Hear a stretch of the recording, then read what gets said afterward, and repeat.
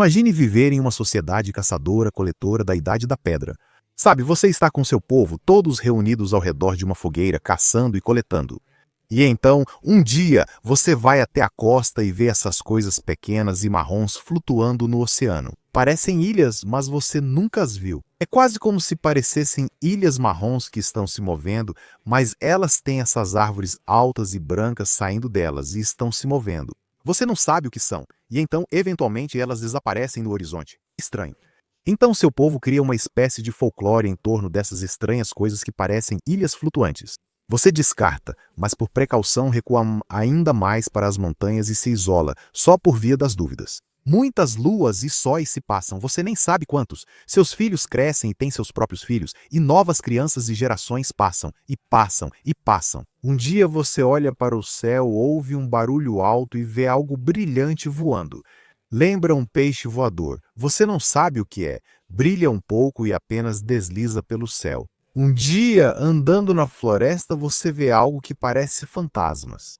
Ao olhar mais de perto, você percebe que não são fantasmas, mas seres vivos que respiram como você. Eles são tão pálidos. Você só viu pessoas tão pálidas assim quando estavam morrendo, então acha que são cadáveres ambulantes como zumbis. Após muita deliberação, você e seus homens decidem se aproximar dessas pessoas com cautela. Eles mostram coisas interessantes, como gravetos que acendem fogo na hora. Eles te dão essa coisa branca e pegajosa que você deveria comer. Você experimenta e odeia. Você cospe, mas eles colocam algo branco e arenoso por cima, melhorando muito. Com o tempo, você começa a interagir e criar uma relação com essas pessoas zumbis estranhas. E é justamente depois de todo esse tempo da sua existência inteira, com toda a história de todo o seu povo, tudo ficou quase igual, mas hoje as coisas podem começar a mudar. Esta história envolve muitos ao redor do mundo, pois trata de alguns dos grupos étnicos e povos mais antigos conhecidos. Vamos ter uma conversa do Geography Now. Aliás, pessoal, aquele vídeo que mostrei é do documentário de 1993 de Jean-Pierre Dutillot. Ele era belga e conheceu a tribo Tulambi em Papua Nova Guiné. Há algumas especulações de que ele pode ter encenado algumas dessas imagens. Acredita-se que ele não foi o primeiro estrangeiro a contatar a tribo Tulambi, mas é um documentário muito popular que as pessoas costumam usar muito quando falam de tribos isoladas. Enfim, olá a todos, eu sou o seu apresentador. Barbie, nossa, Jermaine Jackson com Jerry Curls. O que estou vestindo? É uma camiseta do Geography Now que você pode comprar em geographynow.com. Além disso, temos canecas do Geography Now, tudo isso está disponível lá. Você pode comprar em geographynow.com. Dá uma olhada no site, pegue o que quiser no site, eu não me importo, a vida é sua. Ah, e outra coisa, justo para a temporada de festas, estamos vendendo 100 dessas miniaturas do Barbs. Vendíamos essas miniaturas, mas paramos após o caso do Zimbábue. Agora voltam por tempo limitado, só 100 unidades. Se ainda não comprou a sua, adquira na Figme.com. Estou colaborando com Conrad no episódio da Polônia. Ele tem uma empresa que fabrica essas miniaturas. Se você é um novo inscrito, não espero realmente que você compre uma dessas. É mais para fãs hardcore do Geography Now que perderam a chance. Se quiser comprar, tudo bem, mas são poucas unidades. Assim que vendermos todas, acabou, não tem mais. Então compre uma se quiser. E como eu sempre digo, não é se vender se for a sua própria marca. Vamos ao vídeo. O último que fiz foi sobre as etnias mais recentes do mundo. Aproveitando isso, decidi, por que não falar das etnias mais antigas do mundo? O mundo muda rápido. Nos últimos séculos, a composição demográfica deste planeta mudou drasticamente em quase todas as regiões do mundo. Mas em certas áreas do mundo, as coisas permaneceram firmes e quase nunca mudaram ao longo de toda a sua existência conhecida. E os antropólogos adoram estudar esses grupos de pessoas porque eles são alguns dos elos mais próximos que temos com o passado. Quero fazer algumas distinções antes de começar o vídeo. Então, o que eu não estou falando é sobre como pessoas ao redor do mundo têm algum tipo de ligação com um grupo de pessoas neolíticas pré-históricas. Ok, todos viemos disso, mas ao que estou me referindo especificamente neste vídeo são povos que têm uma continuidade genética, linguística e cultural que muitas vezes sobreviveu de forma independente de povos vizinhos externos. Basicamente, quem ao redor do mundo preservou melhor sua história e cultura antiga? Agora, só um pequeno aviso, existem muitos grupos étnicos, antigos e antigos ao redor do mundo. Então eu vou mencionar apenas os mais conhecidos e alguns dos mais antigos do mundo. Mas se eu esquecer de algum, fique à vontade para escrever nos comentários.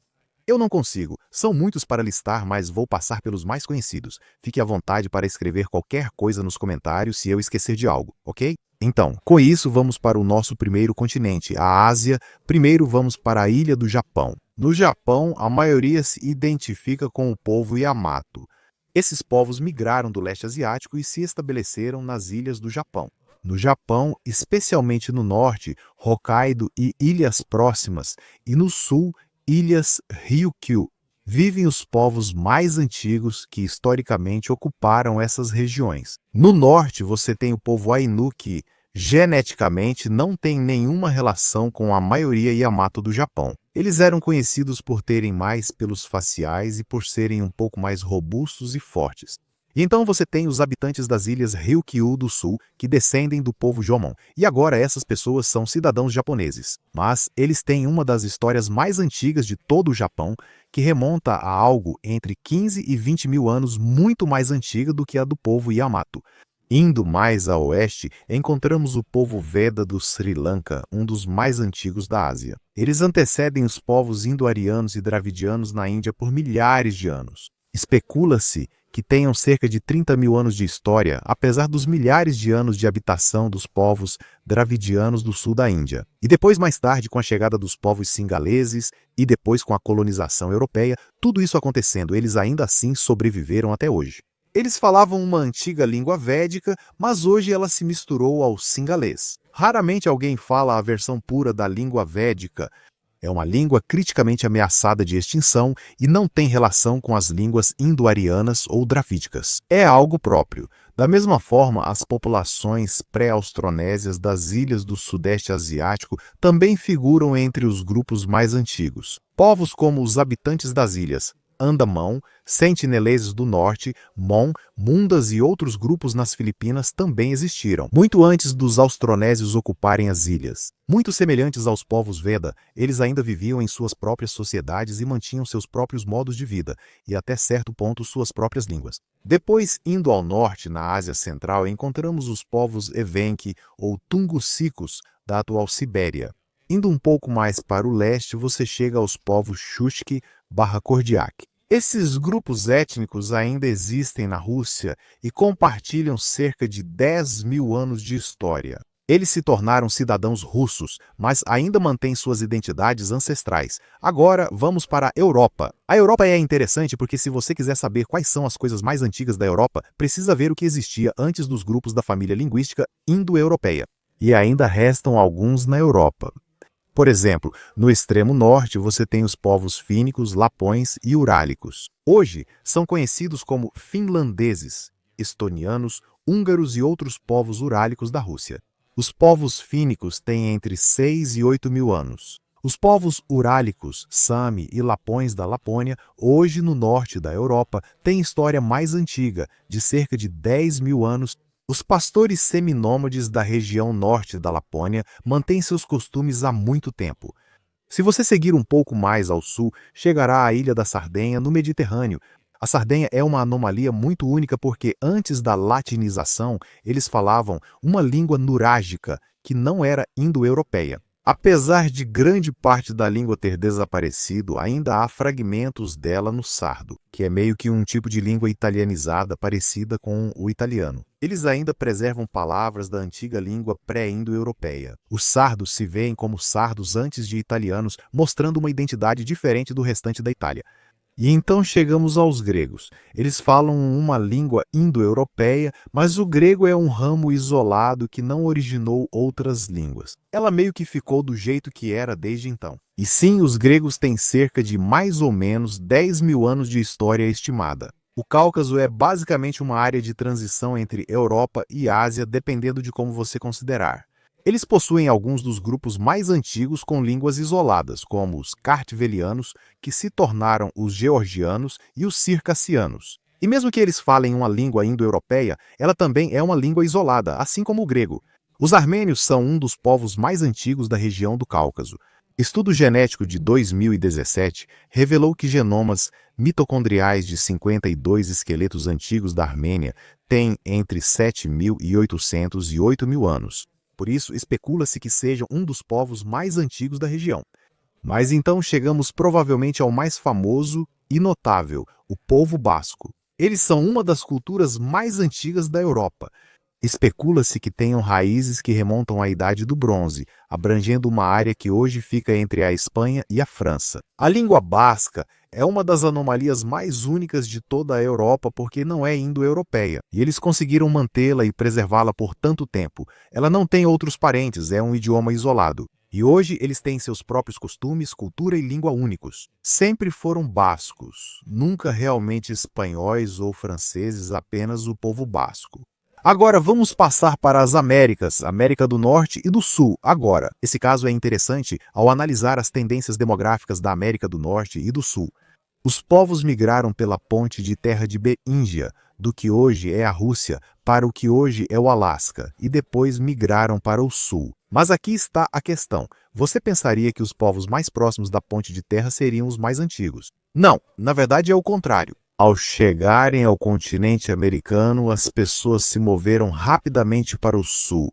Então, o que você tem aqui é uma situação estranha em que as pessoas mais ao sul são, na verdade, mais antigas do que as do norte. Mas, quando se fala em cultura antiga contínua e preservada, especula-se que as mesoamericanas estão entre as mais antigas. Especula-se que existam há cerca de 18 mil anos e que agora, você sabe, evoluíram para a iteração moderna dos povos maias.